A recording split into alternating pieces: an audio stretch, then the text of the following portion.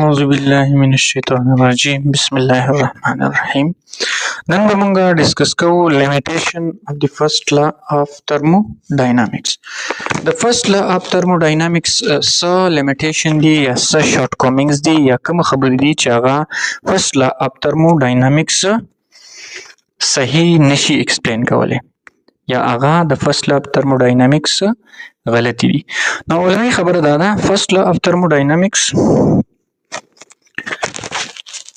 مطابق دا خبره چې 100% efficient engine is possible. First law of thermodynamics مطابق دا خبره possible لا چې موږ 100% efficient engine construct کولی شو. یعنی داسې heat engine possible دی چې داغي efficiency دی 100% دی. نو د دې مطلب دا دی پرس کدا زموږ سره heat engine تیر لیکچر کې موږ ویلو د heat engine یو پارت هغه ته موږ HTR وایو په T1 ټمپریچر higher temperature working substance او دریم زموږ سره low temperature reservoir په T2 temperature په lower temperature. نو first law of thermodynamics مطابق چې working substance سونه heat absorb کو for example 100 joule heat absorb کو نو output یې موږ له 100 joule لا کو او دلته low temperature reservoir ته 0 joule heat extract کو یعنی heat اډو extract هم نکو total heat چې دې سونه absorb کو یا total heat دې ته چې سونه is the input ملاو شو هغه total heat work done ته convert کو نو داسې engine د مونږه 100% efficient engine وایو ځکه د heat engine efficiency دا efficiency of the heat engine is equal to 1 minus Q2 divided by Q1. Efficiency is equal to 1 minus delta. उस delta so heat LTR था extract करा दे 0. No Q2 पे जब 0 put को no 0 divided by Q1 is 0. 1 minus 0 is equal to 1. No जब सर रहे 1 efficiency 1 शो का percentage ते change को no 100%. No दा situation चे दे دا زموږ سره 100% efficient engine دی دا زموږ سره 100% efficient engine شو کله 100% شو چې سونه heat دیتا as a input میلاو شو نو هغومره total heat هغه convert شو as a useful work ته او low temperature reservoir ته 0 joule heat extract شو نو دا زموږ سره 100% efficient engine شو. یا first law of thermodynamics دې ته موږ اپلای کړو. first law of thermodynamics موږ ته وایي چې the heat supplied to the system is equal to the heat rejected to the low temperature reservoir and plus useful work. نو زموږ سره Q1 input is equal to Q2 سونه heat reject شوی دی 0 plus work done زموږ سره W شو نو Q1 is equal to W یعنی all the heat supplied to the engine is converted into useful work. نو کومه دلته وګورو چې سونه heat supply شوی دی 100 joule is equal to سونه work done شوی دی 100 joule. نو first law of thermodynamics دلته valid دا true راځي. First law of thermodynamics is true here because first law of thermodynamics is the law of conservation of energy. First law of thermodynamics law of conservation of energy دا او هغه په یو پروسس کې صرف څه ګوري law of conservation of energy ته ګوري دې ته نه ګوري چې آیا دا law of conservation of energy خو هول کېږي خو په ریل کې په پریکټیکل کې دا پوسیبل ده کنه ده دا پروسس پوسیبل دی کنه دی دې ته نه ګوري صرف only and only conservation of energy ته ګوري. نو دلته خو conservation of energy true ده conservation of energy هول کېږي law of conservation of energy هول کېږي خو نو ځکه زموږ سره دا 100% efficient engine دی خو په ریالټي کې دا په ریل کې داسې انجن پوسیبل نه دی. نو دا د فرست لا thermodynamics یو شارټ کمینګ دی او د دې مطابق کدی ته موږ وګورئ دا موږ د سیمولیشن شو کله efficiency په ټرم کې وایو نو دا 100% efficient engine دی. نو فرست لا thermodynamics په مطابق 100% efficient engine is possible. دویم کومه دا دې ته وګورو دې ځای ته نو دا موږ ته وایي چې all the heat can be converted into useful work. داسې ویلی شو. نو دویم شارټ کمینګ یا دویم لیمیټیشن د ترموډاینامیک لا دی ترموډاینامیکس دا دی چې all heat can be converted into useful work. First law of thermodynamics موږ ته وایي چې څونه هیټ مونږه انپوټ ورکو هغه ټوټل مونږه یوزفل ورک ته کنورټ کولی شو، خو په ریل کې دا پاسبل نه ده ځکه چې دلته به څه هیټ ان د فارم اف فرکشن لاسز به څه نور لاسز به هغه پاسبل دي. نو آوټپوټ څونه انپوټ میلاو شوی دی هغومره آوټپوټ یوزفل ورک موږ ته په ریل کې نشي میلاویدی. خو فرست لا of thermodynamics وایي چې all heat can be converted into useful work which is not possible in reality. First law of thermodynamics does not explain which process is possible. First law of thermodynamics موږ ته د پروسس د spontaneous یا د non spontaneous یا د یو پروسس د possibility په باره کې خبره نه کوي، صرف دې ته law of conservation of energy ته ګوري. موږ ته دا نه وایي چې which process is possible and which process is not possible. دا راته نه وایي چې آیا دا possible دی که possible نه دی. But only tells us about the conservation of energy in a process. خو په یو پروسس کې راته دا وایي چې دې پروسس کې به law of conservation of energy هولډ کیږي که نه هولډ کیږي. دا راته نه وایي چې آیا law of conservation of energy خو دلته هولډ کیږي خو آیا دا په ریل کې possible دی که نه دی. نو فرست لا of thermodynamics موږ ته د یو پروسس د spontaneous یا د non spontaneous په باره کې خبره نه کوي، صرف په هغه پروسس کې موږ ته پروسس موږ ته وایي چې دا پروسس کیږي نو دلته به law of conservation of energy هولډ کیږي. نو اوس داسې دی که باډي یو اگزامپل موږ سمپل اگزامپل داسې اخیستی شو که د اپورډ نه ډاونورډ باډي راځي نو دلته potential energy 10 جول ده، نو دلته دا ټوټل کاینیټیک انرژي ته کنورټ شوي پوټنشل به 0 نو 10 جول وای. نو according to the first law of thermodynamics this is possible. خو بیا وایي چې که باډي د ډاونورډ نه اپورډ ځي نو بیا به دا ټوټل کاینیټیک انرژي په دې پوزیشن باندې پوټنشل ته چینج شوي نو دا به 10 جول پوټنشل انرژي به دې ځي کله چې باډي د ډاونورډ نه اپورډ ځي او کاینیټیک انرژي به دلته 0 وي. نو خبره خو ټیک ده چې دلته پوټنشل انرژي 10 جول او کاینیټیک انرژي به 0 په دې ځای چې کله باډي د ډاونورډ نه اپورډ ځي. خو کله چې د اپورډ نه ډاونورډ نه ځي نو په دې ځای به پوټنشل انرژي 0 وي او کاینیټیک انرژي به بیا په دې ځای باندې 10 جول وي. دا ټیک ده خو دا موږ ته نه وایي چې د ډاونورډ نه اپورډ به باډي څنګه ځي. how the body may be moved from downward to upward. how the body may move from upward to downward.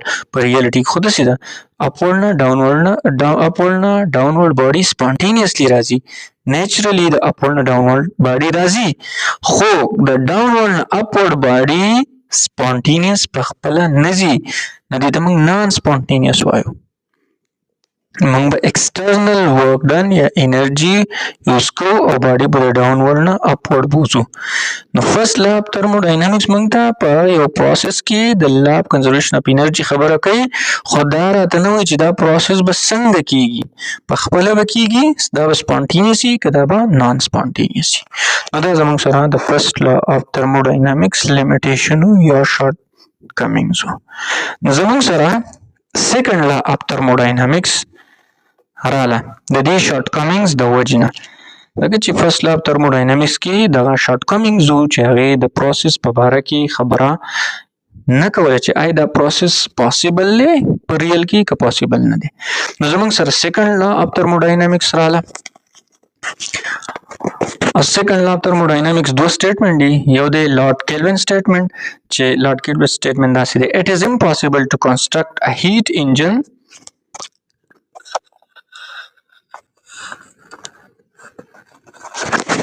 which absorb heat from hot reservoir and convert it completely into work without rejecting any heat to sink. In اوس چې موږ کوم اگزامپل اخیستی و چې Q1 د high temperature reservoir نه working subside Q1 heat absorb کو او 100 work done چې کوم دی 100 جول هیټ ابزورب کو او ایکسټرنل یا آوټپوټ یې موږ له 100 جول ورک راکو او 0 جول هیټ لو ټمپریچر ریزروایر ته ریجیکټ کو. نو فرست لا of thermodynamics خو موږ ته ویل چې او دا ټیک خبره ده لا اف کنزرویشن اف انرژي هوډ کیږي او داسې پاسبل ده. خو لارډ کیلون یا سیکنډ لا اف تھرموډاینامیکس چې کوم سټیټمنټ هغه موږ ته وایي چې دا پاسبل نه ده. This is not possible. داسې پاسبل نه ده چې یو هیټ انجن دې موږ جوړ کړو هغه دې څونه هیټ د های ټمپریچر ریزروایر نه راولي او د ټوټل یوزفل ورک ته ټوټل موږ له آوټپوټ ان د فارم اف ورک راکړي. دا پاسبل نه ده چې څونه هیټ ابزورب کړي هغه نه موږ له آوټپوټ ورک ډن راکړي او لو ټمپریچر ریزروایر ته د زیرو جول هیټ ریجیکټ کړي. This is such a type of heat engine is impossible to construct. Second law of thermodynamics یا دا موږ داسې ویلی شو که د دې efficiency موږ find کړو نو 100% efficient engine by 100% efficient engine construct کول impossible دی. یا دا موږ داسې ویلی شو چې all the heat convert into work. All the heat cannot be converted into work. سونه هیټ چې دا ابزورب کی هغه ټوټل هیټ ورک ته نشي کنورټ کېدی. سم پارت اف د هیټ must be wasted. خامخا به څه هیټ ویسټ کیږي ان د فارم اف فریکشن. دلته پارټس دي د انجن په هغې کې به هیټ لاسز خامخا هیټ لاسز به always وي. نو all heat cannot be converted into useful work. سیکنډ لا اف تھرموډاینامیکس موږ ته د یو پروسس په باره کې وایي چې دا به څنګه کیږي. یعنی موږ ته داسې وایي چې how heat energy can be converted into useful work. فرست لا اف تھرموډاینامیکس موږ ته دا نه وایي چې یو پروسس یا هیټ انرژي به ورک ډن ته څنګه کنورټ کیږي خو هغه صرف وایي چې هیټ انرژي کنورټ کیږي ورک ته خو داسې نه وایي چې څنګه به کنورټ کیږي. نو دا how ورډ ډېر امپورټنټ دی. سیکنډ لا اف تھرموډاینامیک موږ ته دا وایي how heat energy can be converted into useful work. نو سیکنډ لا اف تھرموډاینامیک موږ ته وایي چې داسې به کنورټ کیږي. two bodies by at different temperature by یعنی دا high temperature reservoir body low temperature reservoir یو body به په hard یو ته موږ hotter body وایو یو ته موږ colder body وایو. hotter body and cold body. Hot and cold. Hot and cold. دو bodies by د دې په different temperature دا به لازمي چې هیټ انرژي موږ ورک ته کنورټ کو. نو د هاټر باډي نه به کولډ انرژي ته هیټ فلو کوي نو موږ یې اله ورک ډن ته کنورټ کولی شو. داسې موږ نشو کولی چې یوازې سنګل باډي دي هاټ باډي او د دې نه دې موږ هیټ رالو ځان له او ورک ته دې کنورټ کوو. This is impossible. نو سیکنډ لا اف تھرموډاینامیکس موږ ته وایي چې two bodies at different temperatures are essential for the conversion of heat energy into work. دا زموږ سره لارډ کیلون سټیټمنټ دی. دویم سټیټمنټ زموږ سره د سیکنډ لا اف تھرموډاینامیک دی کلازس سټیټمنټ. کلازس سټیټمنټ زموږ سره د ډایریکشن of the flow of heat په باره کې دی. یعنی فرست لا اف تھرموډاینامیکس موږ ته دا خبره نه کوي چې هیټ فلو به په کوم ډایریکشن کې کیږي. هیټ فلو به په کوم ډایریکشن کې نو یا کوم پروسس به سپانټینیس او کوم پروسس به نان سپانټینیس دې باره کې فرست لا اف تھرموډاینامیکس موږ ته څه نه وایي. سیکنډ لا اف تھرموډاینامیکس دا ایکسپلین کوي چې کوم پروسس سپانټینیس دی او کوم پروسس نان سپانټینیس دی. نو کلازس سټیټمنټ دا دی چې it is impossible to cause heat to flow from cold body to a hot body without expenditure of work. یعنی دا زموږ سره یو باډي ده high temperature reservoir let's suppose temperature 400 Kelvin او دا بل زموږ سره low temperature reservoir باډي ده یا hotter body ده colder body ده. colder body temperature دی 273 Kelvin. نو second law of thermodynamics موږ ته وایي چې د hotter body نه colder body ته heat بځي. this is spontaneous. this process is spontaneous. دا spontaneous دی. دې ته د بار نه د انرژۍ ورکولو څه ضرورت نشته. هغه پروسس چې په خپله کیږي خود به خود کیږي by itself کیږي هغې ته spontaneous وایي. نو Second law of thermodynamics موږ ته وایي چې د hotter body نه colder body ته heat by itself ځي spontaneous. خو د cold body نه hot body ته که موږ heat flow کوو یعنې اوس موږ وایو چې د دې low temperature یا د colder body نه د heat موږ flow کوو hotter body ته نو second law of thermodynamics وایي چې دا by itself نه کیږي دا non spontaneous process دی دې دپاره به مونږ خامخا external energy use کوو نو دا مونږ ته وایي چې دا impossible ده چې د cold body نه د hot body ته د cold body نه د hot body ته مونږ heat flow کوو او مونږ دې external څه energy دې ته ورنکو خامخا به مونږ دې ته یا مونږ energy use کیږي په دې کې چې د low temperature نه high temperature ته مونږ heat flow کوو. Refrigerator is the good example of the second law of thermodynamics. Second law of thermodynamics example کې مونږه refrigerator زموږ سره best example دی ځکه چې refrigerator کې زموږ سره